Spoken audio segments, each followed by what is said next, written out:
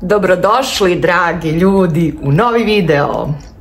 Ovoga puta, kao što vidite po naslovu, reći ću vam zašto bi trebalo da dođete u Kanadu ili obavezno dođite u Kanadu ako. Prva stvar, obavezno dođite u Kanadu ako želite da radite tamo gde će vas ceniti, poštovati vaše vreme, vaš novac, vaš rad. Plate su na vreme, nema zapošljavanja po porodičnoj, stranačkoj i ostalim linijama, ne morate da znate vrh države da bi dobili neki bolji posao, trebate samo da prođete kroz taj početni, kao i svuda, kao i što ste u srednjoj školi početnik u prvoj godini, kao što ste i na fakultetu brucoš, kao što ste u vojsci gušter, tako isto kada dođete u novu zemlju, ovog puta pričam o Kanadi, jednostavno vi ste ovde početnici i zaista treba da prođe određeno vreme da se dokažete, pokažete, da promenite nekoliko poslova, da radite manje plaćene poslove, da radite poslove koji nisu možda u vašem rangu, u vašoj državi, ali reći ću vam posle zbog čega je lepo raditi i takve poslove i onda na kraju doći do određenog stadijuma kada imate u CV-u dobro kanadsko iskustvo i kada već možete da se pozabavite svojom karijerom.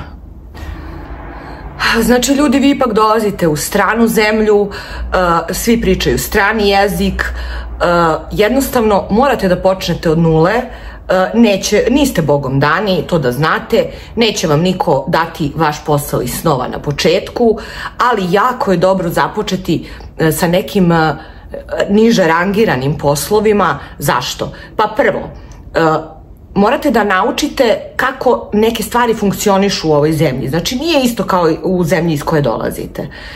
Jednostavno, drugačije su stvari, drugačiji su ljudi, drugačiji su principi na poslu, drugačija je prosto etika poslovanja bilo koje firme ovde od firme iz vaše zemlje.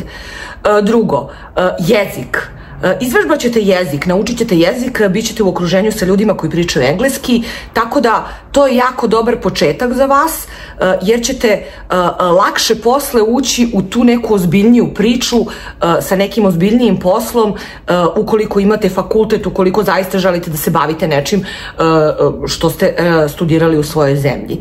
Tako da nema kukanja, nema plakanja, nema ja sam, znaš ti ko sam ja, toga ovde nema, jednostavno malo trebate i da spustite glavu i malo jednostavno trebate da se potrudite i da dokažete ljudima ko ste i šta ste. Ja imam veliki problem sa ljudima koji su ovde već 30 godina, sa ljudima koji su itekako spuštali glavu kada su došli, itekako bili ponizni građani ove zemlje, itekako hvalili i voleli ovu zemlju, a onda kada su otplatili kuće, kada imaju po 3 automobila, kada imaju bazene, kada putuju svako malo na neku svetsku destinaciju, sada jednostavno mogu da pljuju Kanadu zato što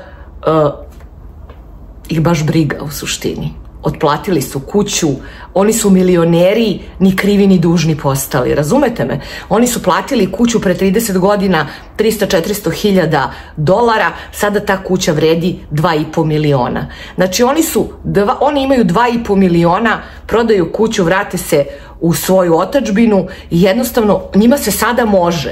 Pitala bih pre 30 godina kako su spuštali glave, kako su bili ponizni i zahvalni ovoj zemlji.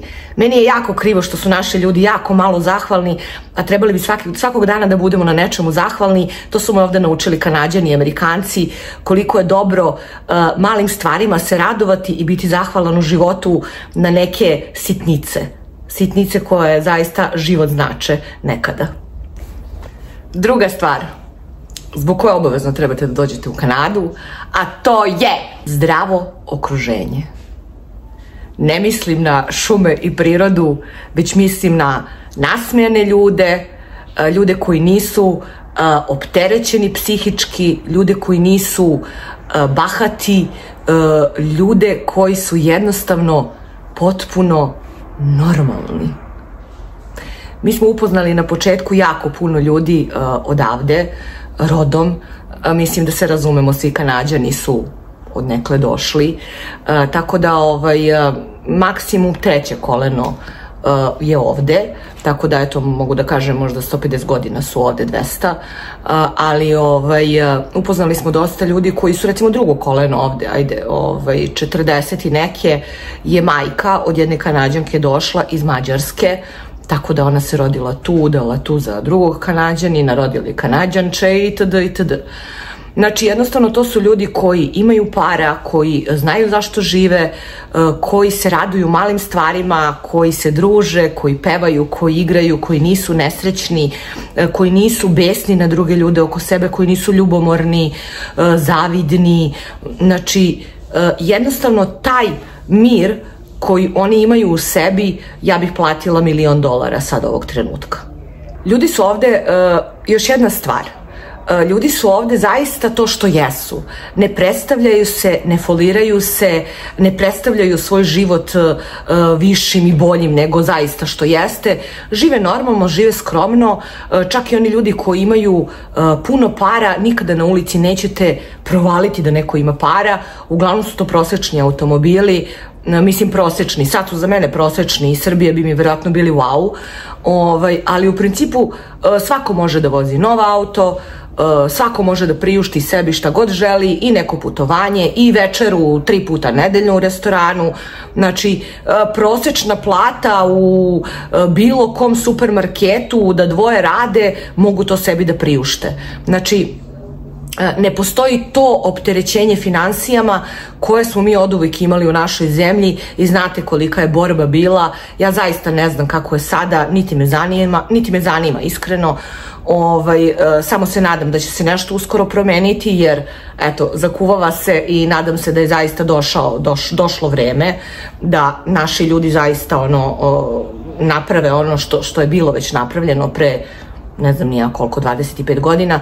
Tako da jednostavno ovde su ljudi opušteni, ovde će vas isto dočekati. Ja znam da smo mi jako gostoprimiv narod, pogotovo u manjim mestima, tako da ovde se osjećam zaista ponekad kada odemo kod nekih Kanađana kao da sam otišla u neko malo mesto u Srbiji. Zaista vas dočekaju, pozovu vas na klopu, spreme klopu, zezaju se, pričaju, na kraju ispadne žurka, pevanje.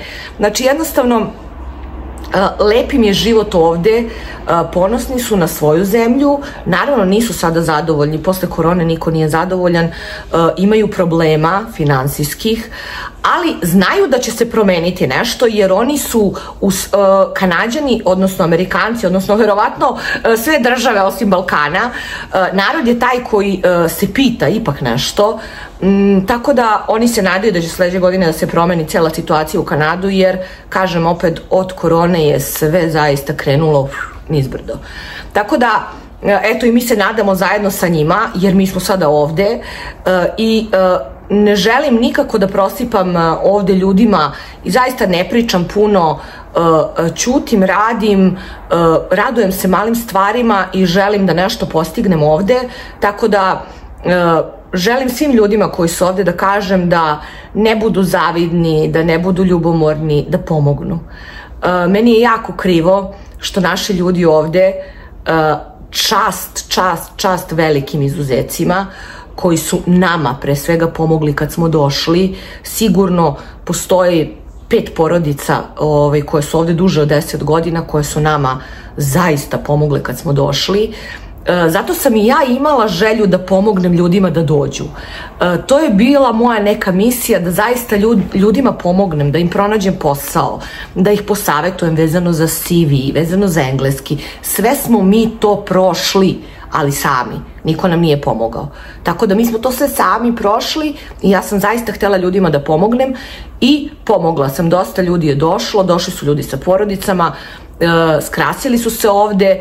Sad, ko je kako zadovoljan i to je sve do njih, ja ne mogu da im vodim život ovde narednih 30 godina. Znači, na njima je šta će dalje da rade kada dođu ovde. Ja prihvatam i to da, ja uvek kažem ljudima, dobro razmisli, ovo nije Nemačka, ovde ne možeš da se vratiš sutra. Mislim, možeš.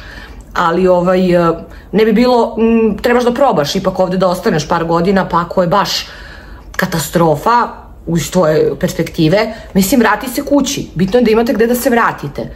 Bitno je da svako ima gde da se vrati. Tako da nije promašaj u životu ako niste se negde uklopili i ako niste uspeli. Vratite se, ljudi. Nemojte da patite.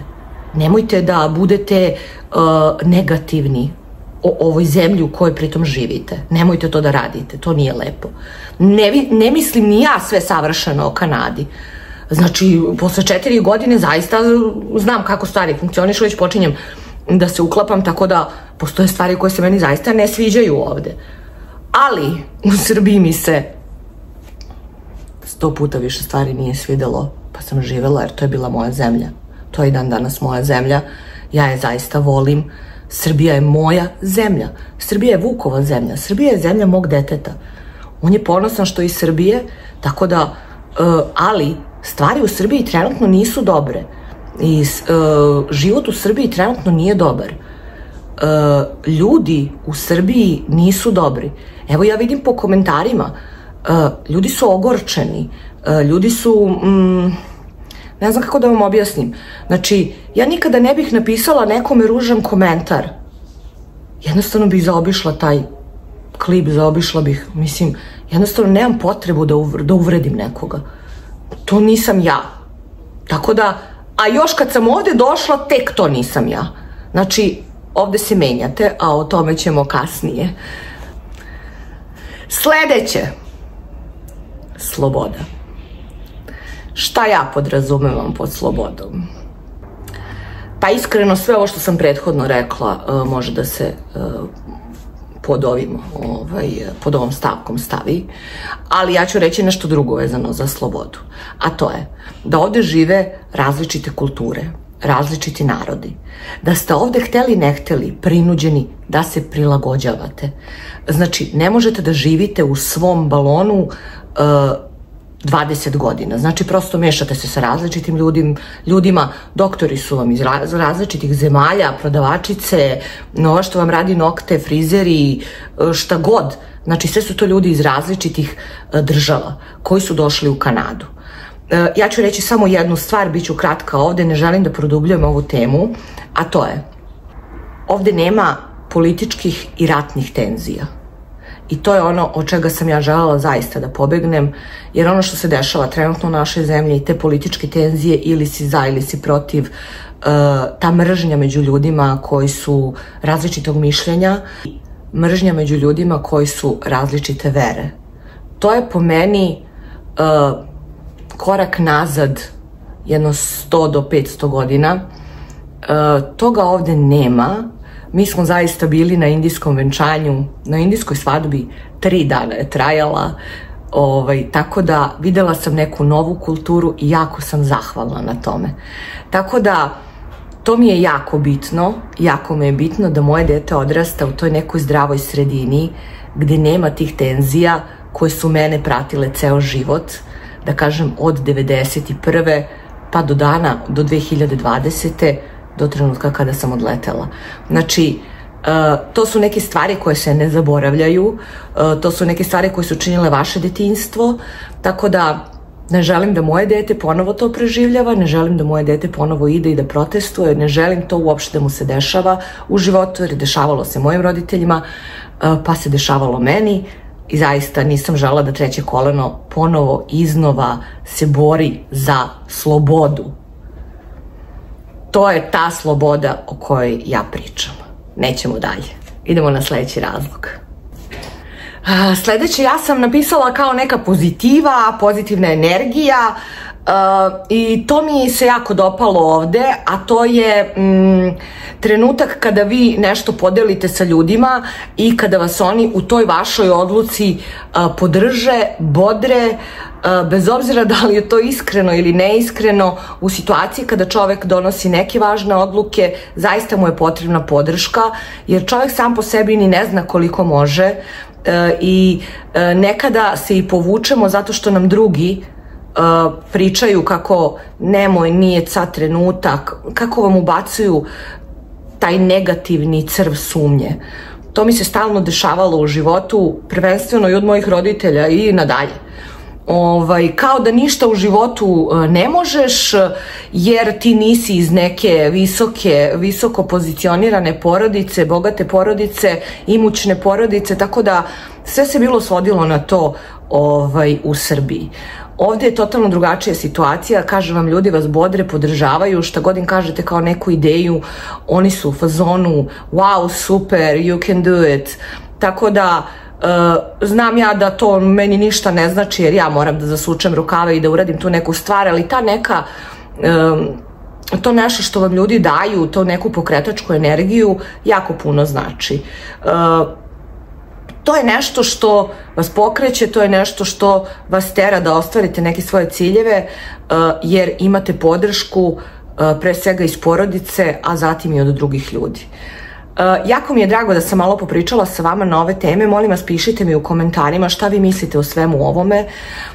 Ja znam da se mnogi neće složiti sa mnom i to je okej.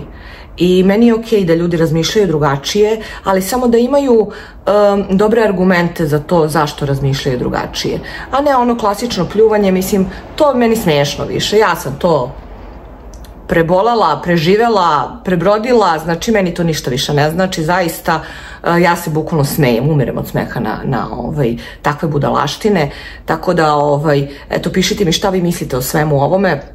Naravno, napišite mi u čemu nisam u pravu i šta ste vi suprotno doživjeli od mene. Hvala vam puno na gledanju, ljubim vas pa se vidimo u nekom drugom klipu. Ćao!